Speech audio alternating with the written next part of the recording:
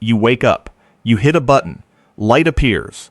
You walk to a sink and scrub your teeth with mint foam that came out of a sealed tube made in a factory by strangers you will never meet.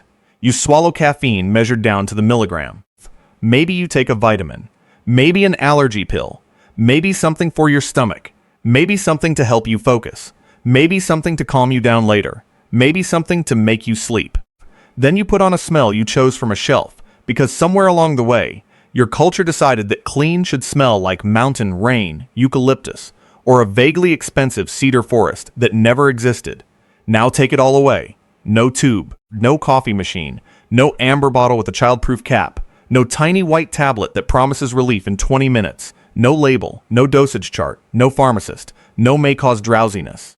No clean little border between medicine and ritual and pleasure and danger. Just your body, just hunger, pain, cold, fear, infection, grief, boredom, childbirth, long walking, bad teeth, dead relatives, winter darkness, high mountains, low oxygen, insects, swollen joints, and a nervous system that does not care whether you are living in 2026 or 10,000 years ago. It still wants relief. It still wants energy. It still wants to stop hurting. It still wants to see meaning when the world becomes too big and too silent. That is the part that gets lost when we say the word drug. To you, a drug probably sounds like a product category, something in a pharmacy aisle, something recreational, something illegal, something your doctor prescribes or your government bans or your health app warns you about. To ancient people, a drug was not a category, it was a function. A drug was whatever changed the body enough to matter.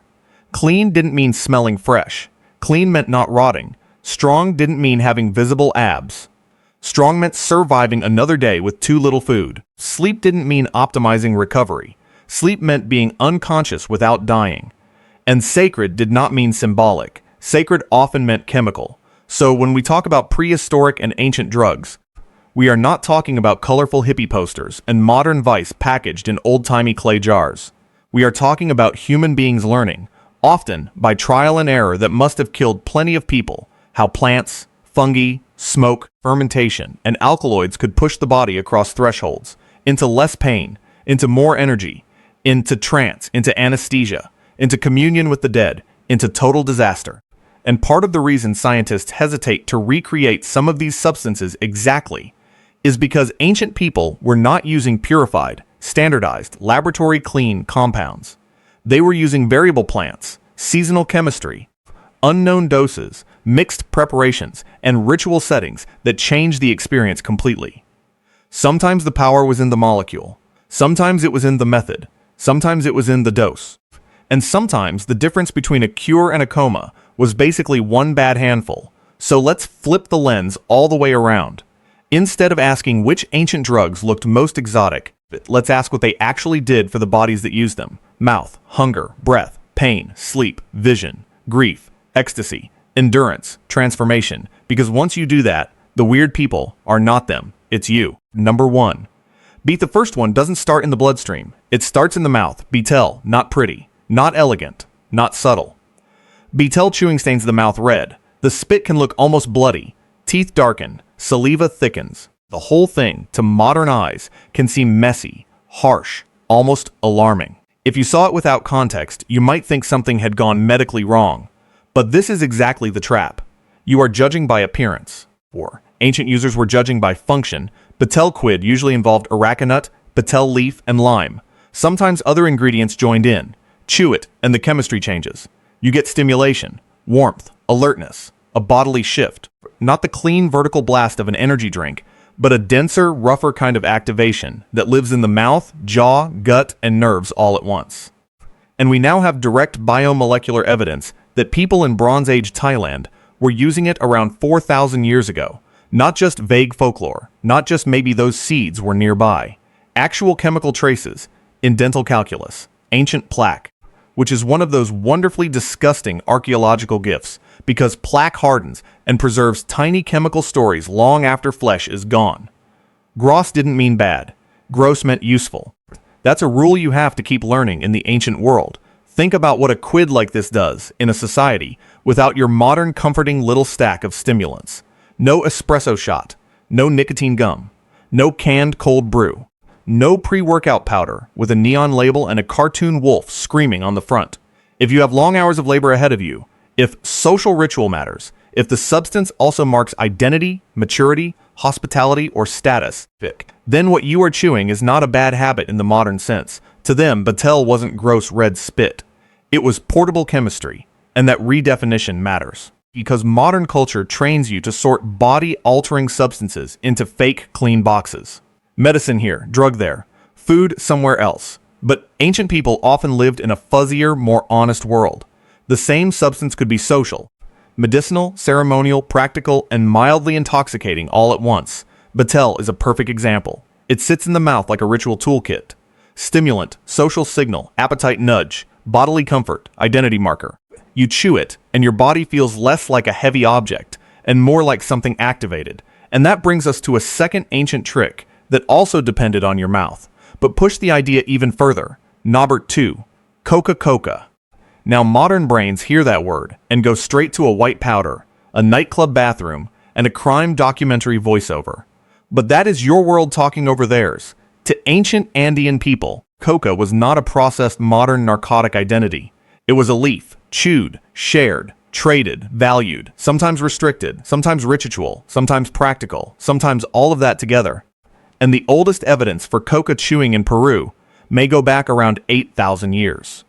What makes that especially important is not just the leaf itself, but the lime or calcium-rich material chewed with it.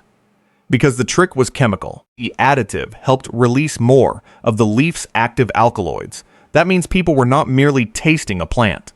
They were manipulating bioavailability. That sounds technical, but the ancient version is beautifully blunt. They knew how to make the leaf hit harder. And here's the reframe. Healthy didn't mean kale smoothies and fitness trackers. Healthy meant you could keep climbing. Coca could reduce hunger. It could help with fatigue. It could aid digestion. It could matter in high altitude, low oxygen conditions where life itself already felt like mild suffocation. Imagine carrying loads, walking ridgelines, working in thin air, your stomach mostly empty, your muscles asking rude questions. And then this leaf and lime chemistry nudges the body just enough to make the day possible. That is not trivial. That is not recreational in the lazy modern sense. That is body management under hard constraints. And it also tells you something important about ancient intelligence. People did not need a pharmacology degree to become pharmacologists. They needed repeated contact with living systems, memory, social teaching, and a willingness to notice what happened when plants met saliva, ash, heat, fermentation, fat, wine, smoke, fasting, or grief. Because ancient drug knowledge was rarely about one ingredient floating in isolation. It was about combinations, delivery systems, timing, context. Coca leaf alone is one story. Coca leaf with lime is another story. And if that sounds familiar, it should. You do this too. Coffee without sugar, coffee with sugar, alcohol on an empty stomach, alcohol after dinner, painkillers with food, melatonin before bed but not after midnight. You are also a creature of delivery systems. You are just doing it with prettier packaging. So the next time you hear that ancient drug users were primitive, remember that they were solving real physiological problems with portable chemistry and inherited knowledge. Not always safely, not always gently, but often effectively enough to carry traditions across centuries. And once you start seeing drugs that way, the next ancient substance makes perfect sense. Because after the mouth comes the lungs, and after the lungs comes the mountain. Number 3, ephedra. This one is easy to underestimate because it doesn't arrive wrapped in modern pop culture glamour. No famous poster, no cinematic mythology as big as opium or cannabis. But ephedra matters because it points straight at one of the oldest body problems there is. How do you keep moving when your body wants to slow down? Ephedra contains stimulant compounds associated with increased alertness and a sense of opening up the body's breathing and energy systems. Different species, different concentrations, different uses, different regions. And as always with ancient drugs, we have to be careful. The evidence is patchy in places, stronger in others, and the line between medicinal use, ritual use, and ordinary functional use is often blurry. But blurry does not mean imaginary. One of the most striking clues came from Bronze Age Minorca, where chemical analysis of human hair found direct evidence of ephedrine along with other psychoactive compounds. That matters because hair is not a rumor. Hair is chemistry that went through someone's body. It suggests people around 3,000 years ago were not just surrounded by powerful plants. They were ingesting them. Now consider what a stimulant means in an ancient context. Energy didn't mean getting through an inbox. Energy meant surviving an environment.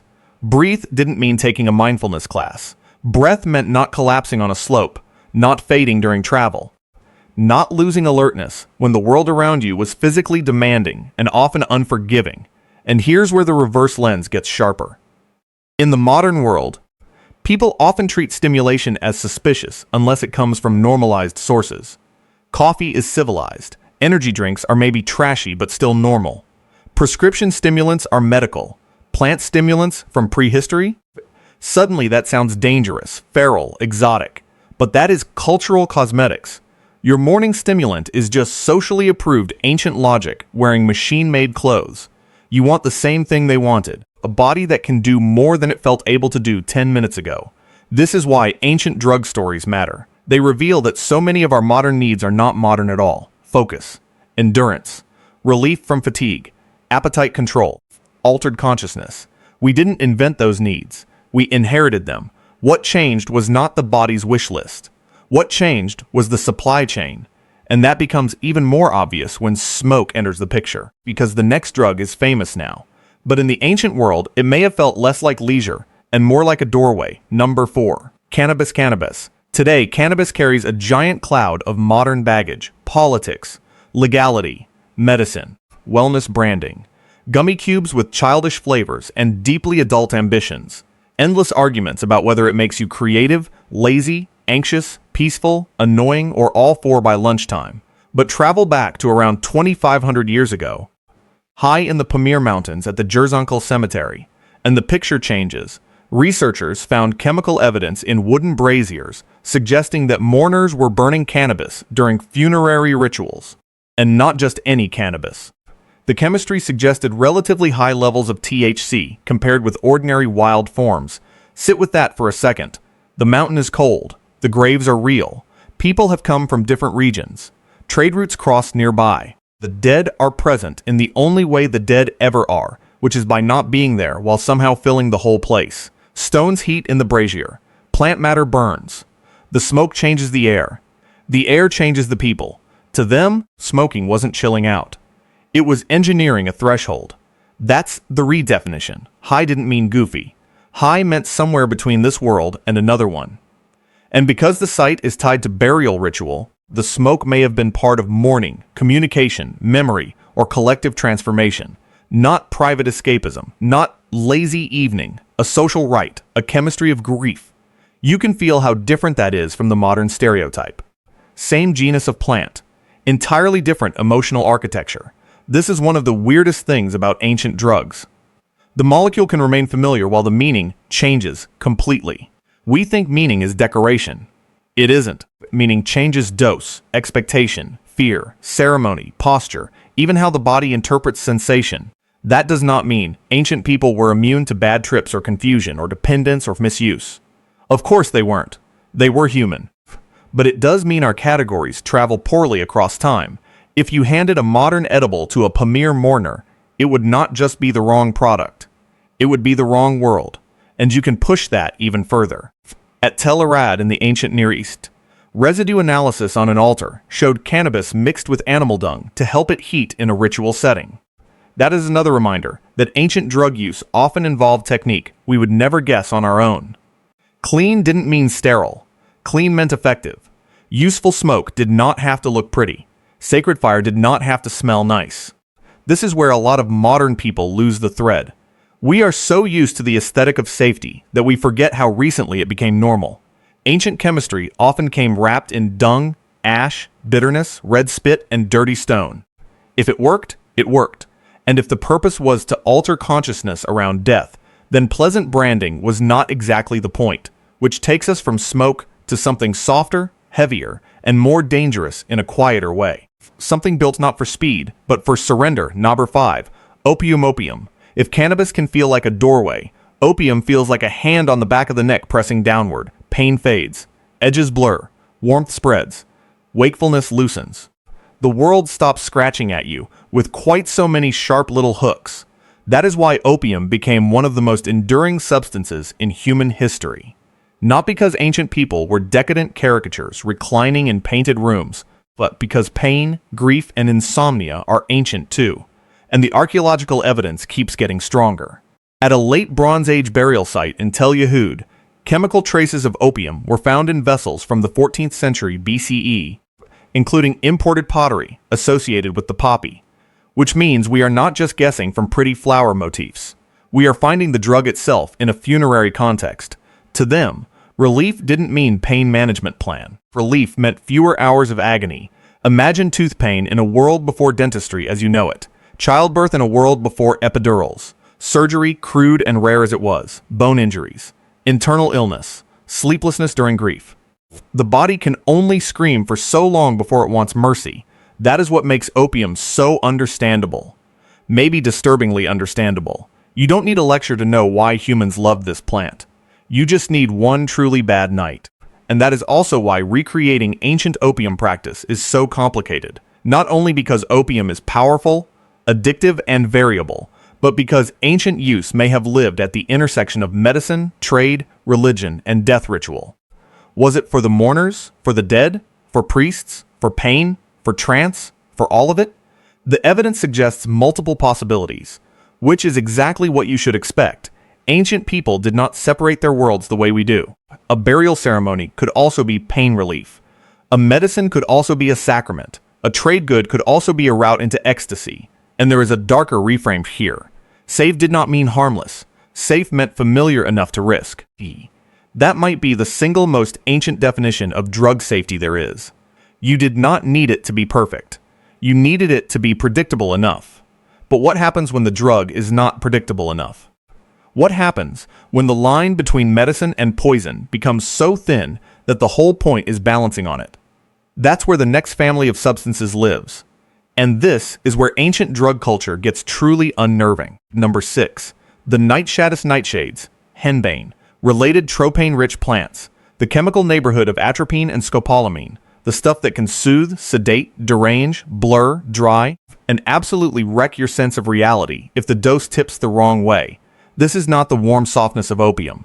This is stranger, meaner, less forgiving. In the Roman Netherlands, archaeologists found black henbane seeds intentionally stored inside a hollowed-out bone container. More than 1,000 of them. Plugged, kept, carried. Not scattered by accident, not just growing nearby, collected, saved. And in Bronze Age Minorca, direct analysis of ancient hair found atropine and scopolamine along with ephedrine, which strongly suggests that people were consuming multiple psychoactive plants with very different effects. That is huge, because it means ancient users were not only discovering isolated plant powers, they may have been combining them. Now slow down here, because the functional redefinition matters more than the spooky reputation. Medicine didn't mean gentle. Medicine meant it changed you enough to count. Black henbane and related plants could relieve pain, induce sleep, alter perception, and in stronger amounts cause delirium, confusion, and potentially death. Ancient writers knew this. Roman medical texts talk about it with a mix of practical familiarity and caution. This was not a cute herb garden situation. This was controlled poisoning, which, if you're honest, is still what plenty of modern medicine is.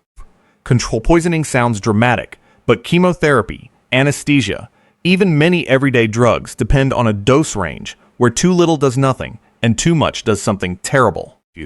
The difference is that you receive yours under fluorescent lights with paperwork. Ancient people got theirs from someone who knew plants, tradition, ritual, and maybe how much of a mistake last winter's batch had been. And here comes the gross but fascinating part. Tropane alkaloids can dry the mouth, disturb the senses, confuse the mind, and make the body feel weirdly detached from itself. Your own saliva becomes part of the drama. Your pupils can widen. Your vision can warp. Your thoughts stop lining up in neat rows. So Waltz, when we say ancient people used nightshades, we should not imagine a tasteful spiritual wellness retreat. We should imagine a world where powerful plant knowledge had teeth, and the people holding that knowledge may have been respected precisely because they could walk so close to danger. Not because they were irrational, because they were practical in a harder world. And by now, you may notice something uncomfortable. Ancient drug use keeps sounding less childish and more technologically serious. Not high-tech, serious. Because once a community learns that a plant can turn pain down, wakefulness up, appetite down, breath open, or perception sideways, that is no longer random experimentation. That is a body technology. And the next drug proves how sensual that technology could become. Because not all powerful ancient drugs looked ugly. Some arrived looking almost holy. Number 7. Blue lotus, blue lotus. More precisely, the Egyptian blue water lily. If betel is red spit and nightshade is dry delirium, blue lotus is the opposite aesthetic. Cool water, pale petals, scent, banquet scenes, religious imagery. A flower so visually beautiful that modern people almost want it to be harmless. That is always a mistake. Ancient Egyptians treated this plant as symbolically powerful, ritually important, and very likely psychoactively meaningful in ways we are still trying to understand. It appears in art, in funerary settings, in festival contexts. Petals were found with elite burials, including in the famous story of Tutankhamun's tomb. And modern researchers looking closely at authentic Egyptian specimens suggest that what people market online today as blue lotus is often not even the same plant, which is a perfect modern irony. We package fake ancient intoxication and call it wellness. They had the real thing and called it sacred. Now the chemistry here is still being worked through carefully. Good researchers are cautious, and they should be. But the evidence suggests the Egyptian plant was unique, and there are growing reasons to think the ancient preparation may not have been as simple as just tossing petals in wine. An oil infusion may have played a role in unlocking active compounds more effectively, which is such an ancient human thing to figure out. Pleasure didn't mean random indulgence. Pleasure could be a technique. To them, intoxication wasn't automatically vice. It could be ritual timing, festival rhythm, a state connected with gods, sex, beauty, rebirth, or controlled dissolution of ordinary consciousness. And here is the perspective flip. If you walked into that world with your modern suspicion that anything beautiful and psychoactive must be either a scam or a danger, you might sound very sensible to yourself. To them, you would sound spiritually undereducated. That's the part I love about ancient drug history. It humiliates your assumptions one by one. You think fresh smelling means clean. They think effective means clean. You think sterile means safe. They think familiar means safe. You think altered states are suspicious unless approved by institutions. They think institutions may exist partly to control altered states. And maybe the biggest flip of all is this. You think they were closer to nature, and therefore somehow less chemically entangled than you are. But maybe they were more chemically literate in the ways that mattered to daily survival. Because they could not outsource the body, you can. This is the moment where the whole script turns around. You are probably tempted to imagine yourself as the rational observer looking back at these ancient intoxicants from a superior distance. But if you actually appeared in their world with your caffeine dependence, your ibuprofen, your antihistamines, your antidepressants, your sleep aids, your prebiotic gummies, your energy gels, your nicotine pouches, your emergency inhaler, your electrolyte powders, your deodorant, your SPF, your melatonin, your meticulously timed little chemistry rituals from dawn to midnight, you would not look neutral. You would look absolutely loaded, not immoral, not weak, just saturated. You would seem like a person who cannot get through a single ordinary day without a convoy of microdoses, preservatives, synthetic aromas, analgesics, stimulants, and regulators. And they might not call that civilized. They might call it dependent. That doesn't mean they were better. It means your normal is a culture, not a law of nature. And once you feel that wobble in your own point of view, the final ancient drugs start making even more sense. Because sometimes what people wanted was not comfort. Sometimes they wanted contact. Number 8. PEYOTE. This one takes us to ancient North America, where archaeological specimens from Texas, radiocarbon dated to roughly 5,700 years ago, yielded mescaline. Not maybe. Not poetically. Chemically. That is staggering. Think how old that is. Think how many generations carried the knowledge that this small cactus could reshape the mind. Think how many conversations happened without writing, without laboratories, without institutions, just bodies learning from bodies and memory holding the line. To them, seeing differently did not mean getting content for social media. It meant touching something bigger than ordinary perception. Now, peyote is powerful in a way that modern people often misunderstand, because we tend to flatten all hallucinogens into one vague category: weird vision stuff. But ancient use was not just about visual novelty. It could be bound up with endurance, ritual discipline, insight, healing, community, and the controlled reordering of perception. That matters because in harsher worlds, perception itself can become a tool, not in the childish sense of tripping for fun, but in the serious sense that some societies build meaning and moral structure around guided altered states. You fast, you prepare, you enter, you return. The point is not to permanently escape reality. The point is to pass through a structured unreality and come back with a changed relation to the real. Modern language often fails here. Hallucination sounds fake, vision sounds grand, experience sounds vague. Ancient people may have used none of those categories the way you do. They may have understood the state relationally, with spirits, ancestors, illness, identity, obligation. And here is another reversal.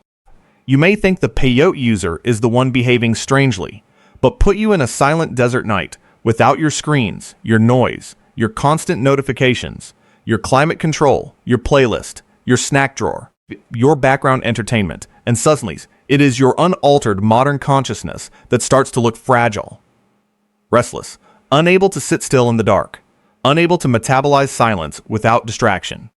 Maybe the ancient drug wasn't just changing people. Maybe it was training them to tolerate realities you and I have almost engineered out of existence. That doesn't make peyote automatically noble or harmless. Powerful substances are never automatically noble or harmless. But it does mean ancient use may have asked more of the person than modern convenience does. And the last one might be the most unnerving of all, because it sits right at the border between ritual, chemistry, and catastrophic risk. A drink so mysterious that even now people argue over what exactly it was: the number 9, KYKEON, the sacred drink of the Eleusinian mysteries. The famous ancient Greek rite that promised something like a transformed relationship to death, not in a cute inspirational quote way, in a serious, life-changing, initiation-level way. For a long time, one provocative theory has been that KYKEON may have involved ergot, a fungus that infects grains and can produce compounds related to the same chemical family that eventually gave the modern world LSD. Recent research suggests it was chemically plausible to prepare a brew that preserved the psychoactive components while stripping away some of the worst toxic ones. Plausible, not proven. That word matters. But even plausibility is enough to make your skin prickle, because ergot is not a toy. Get it wrong and the effects can be horrifying: pain, convulsions, tissue damage, death. Which is exactly why scientists treat these questions so carefully. Recreating ancient psychoactive brews is not like baking a historical loaf of bread. Sometimes the recipe might be one mistake away from poisoning the whole room. Now think about what that means functionally. A drink was not always a beverage. Sometimes a drink was a threshold device. To them, swallowing something together under the right ritual conditions might not mean getting drunk. It might mean being initiated into a different model of reality. A chemically assisted confrontation with mortality. A rehearsal for death, grief, and return. And if that sounds extreme, ask yourself what your culture does instead. We sedate the dying. We soften the grieving with pharmaceuticals, entertainment, alcohol, distraction, productivity, or silence. We treat altered states as either medical side effects or private recreation. We have our own chemistry of death. It just hides in hospitals, prescriptions, and polished language. Ancient people often hid it less. That is the final reverse lens. Primitive did not mean chemically naive. Civilized does not mean chemically free. It just means your chemistry has branding, regulation, and better packaging. The ancient world had other systems: oral tradition, ritual specialists, communal memory, cautionary stories, trial and error written into myth. All of those are also technologies. Messier, yes. Riskier, often. But still technologies. And when you line these substances up together, a pattern appears. BETEL for activation through the mouth, COCA for hunger, altitude, and labor, EPHEDRA for breath and stamina, CANNABIS for smoke, mourning, and altered ritual space, OPIUM for pain and surrender, NIGHTSHADES for dangerous medicinal threshold, LOTUS for sensual sacred intoxication, PEYOTE for vision and discipline transformation, KYKEON for initiation at the edge of death and revelation. And before all of them, fermented drink itself for feasting, burial, and the social engineering of altered consciousness. Number 10. Fermentation. Because yes, we should end where a lot of this probably began. Fermentation, long before bars, breweries, and cute little flights of artisanal sour beer, prehistoric people were already making alcoholic drinks that were closer to porridge than Pilsner. At Rockfet Cave in what is now Israel, evidence suggests Natufian people were brewing something like beer around 13,000 years ago, probably for ritual feasts connected with the dead. And at Jiahu in Neolithic China, residues point to a mixed fermented beverage of rice, honey, and fruit around 9,000 years ago, so even one of the most normalized drugs on Earth began not as a casual Friday treat, but as a serious social technology. Drunk didn't mean sloppy. Drunk could mean communal. And that might be the most ancient truth of all. Human beings have always used chemistry to modulate the unbearable and intensify the meaningful. We do it when we hurt. We do it when we celebrate. We do it when we mourn.